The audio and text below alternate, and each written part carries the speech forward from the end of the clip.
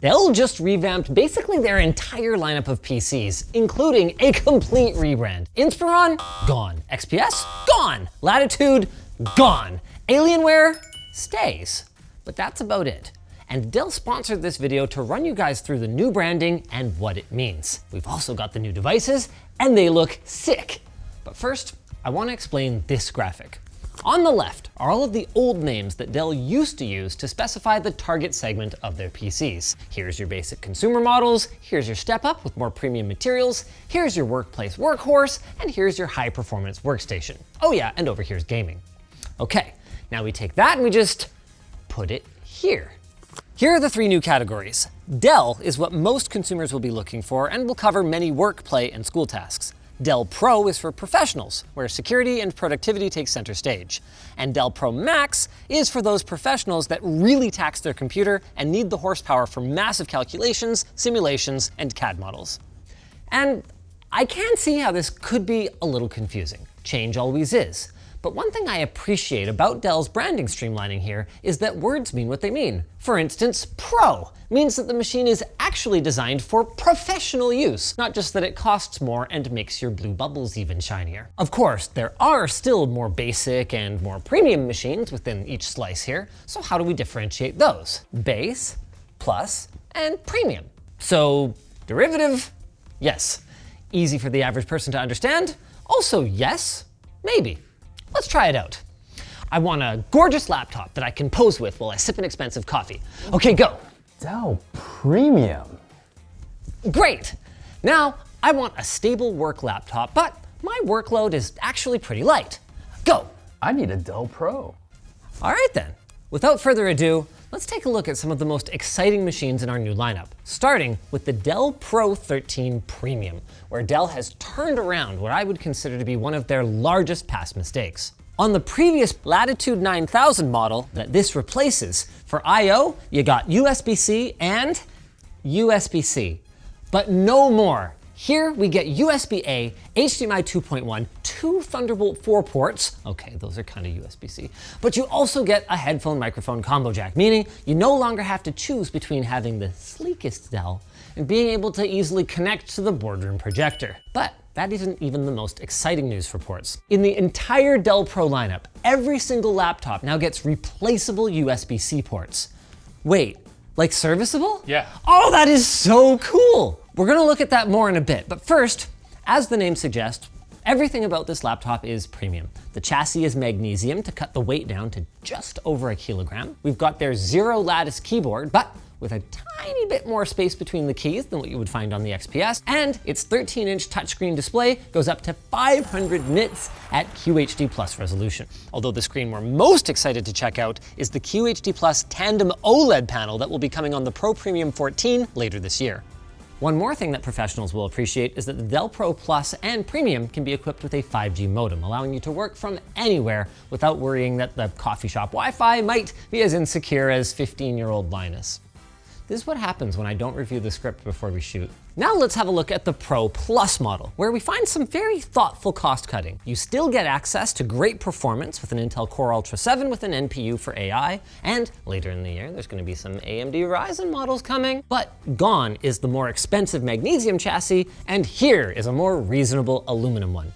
The webcam gets downgraded from 8 megapixel to 5 megapixel, but you still have the option for Windows Hello facial recognition and a fingerprint reader on the power button. For the most part, you can configure the laptop to be just as powerful as a premium model, but if you want to save a bit, you can forego things like Wi-Fi 7 or 5G connectivity. And for the 13-inch, the screen tops out at a 1200p resolution. That's still really good at this size. Moving on to the Dell Pro, this is the base model, you can see that once again, the materials have been downgraded a little bit. Now we get a plastic chassis. The touchpad is also a touch smaller, and although the processor is still the greatest, it isn't the latest. In the Dell Pro 14-inch, we've got an Intel Core 7 250U, which you might have noticed doesn't have the Ultra branding of the laptops we just talked about. But you do get more upgradability. Let's see who can take apart their laptop first. Phillips screws, love to see it. Are these all captive? Yeah. That's great, it makes it so much harder to lose screws, which is the bane of every IT tech's existence when you're working on things like laptops and smartphones that just have all these custom stupid length screws and everything. I need yours. I win. Alex, we weren't racing. You literally just said it was a race when you had a lead on me. We're not racing anymore. GG. Wow, you can really see that as similar as they look from the outside, they are not that similar when you get to the inside.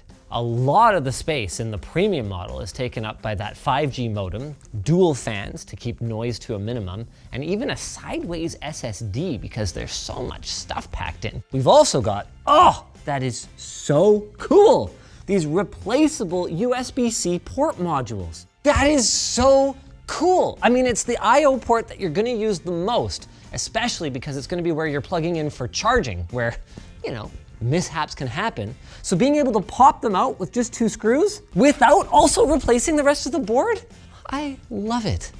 I mean, it's still a fair bit of work because the screws are on the other side, so you gotta kind of pull the motherboard out. But dude, this is progress. It's the sort of thing that I would invest in. Meanwhile, in the Dell Pro, things are a bit more laid back with a single fan allowing for a simpler PCB design and very welcome support for SODIMM memory with 64 gigs currently installed. Maybe you want all that RAM though, and the latest processors and upgradability? Well, then we need to stop looking at these Pros and switch over to the Pro Max. We'll look at the outside of this bad boy in a second, but this is the Dell Pro Max 14, and it is one of the first laptops to hit the market with LP cam memory. We made a full video on this stuff 2 years ago when Dell pioneered this standard. But the TL didn't watch is that cam memory allows for higher memory density and, more importantly, lower memory profile while also getting replaceable modules close enough to the CPU, shortening the traces enough that they can run at very high speeds. In real world terms, that means that while our replaceable SODIMMs are running at 5,200 megatransfers per second, our CAM module is running at 7,467 megatransfers per second. And that is while maintaining upgradability. So cool. In this area here, we can see where an NVIDIA RTX 500 class GPU can be optioned, what previously would have been called a Quadro, and below that, we've got an impressively sized 72 watt-hour battery. That's a nice size for a 14-inch machine. Dude, the Pro Max is all Phillips head captive screws too. Yep, all of them except for the Pro Max Premium, which for whatever reason is Torx, but we'll look at that in a bit. In fairness to them, Torx is more better. It's just not always convenient because I don't always have one on me, although I probably should, thanks to my LTT precision driver and bit set with magnetic parts tray, detachable, lttstore.com. Moving to the outside of this machine, we've got another solid selection of I/O with 3.5mm audio, USB-A, and Ethernet, 2 Thunderbolt 4s, more USB-A, and HDMI. This is a base model, but it's the base Pro Max. So we still get a Quad HD Plus display and Windows Hello facial recognition, but the thing that impressed me most about this laptop is actually the quality of the keyboard. This is far from a thin laptop, and Dell has clearly used that space to allow for one of the most desktop-like keyboards that we've encountered in quite some time. The travel is long, the key stability is great, and a fair bit of force is required to actuate them, making for a very satisfying typing experience. Enough of this though. Let's look at the big boy. The new Dell Pro Max 16 Premium. On the left, we get HDMI and 2 Thunderbolt 5 ports, which feature double the throughput of Thunderbolt 4. Then on the right, we get 3.5mm audio. Oh my goodness, we still get Thunderbolt 4? Yes, we do. And a full-sized SD card reader, which I'm sure many camera operators and video editors are gonna love to hear. We're not entirely sure what the exact specs are for this guy. Dell said that they might actually change between now and the planned release later this year. But we do know that this display is QHD+, it's touch, and it is freaking fantastic looking. Finally, it's time to look at the consumer side of things. It's gonna be a bit confusing for a little while. See, Dell is renaming their laptops as they are releasing new ones, meaning that the current consumer lineup is gonna be Inspiron, then Dell Plus, and then finally XPS. But as the lower Inspirons get replaced, then they'll get turned into just Dell laptops, and XPS will be rebranded to Dell Premium. If you ever find this confusing and you're wondering which ones are the old ones and which ones are the new ones just say Dell, and the old ones say Dell with a circle. Let's take a look at the new Dell Plus 16 and 16 2-in-1. The real highlight here is the QHD Plus mini LED touchscreen that goes up to 600 nits peak brightness and has a 90 Hz refresh rate. Dell also has continued this new trend of including USB-A and HDMI in addition to USB-C. This guy will be available February 18th, starting at $999. Moving forward, all Dell laptops are going to have a 7-digit model number that tells you the category, tier, form factor, shipping year, and CPU vendor, putting all the important info in one place. Just like it's important for me to thank Dell for sponsoring this video. Wow, that ended really abruptly. If you guys enjoyed this video, go watch the Cam explainer. Cam is super cool and is not getting enough attention. That video got like no views. Go watch it because it's awesome.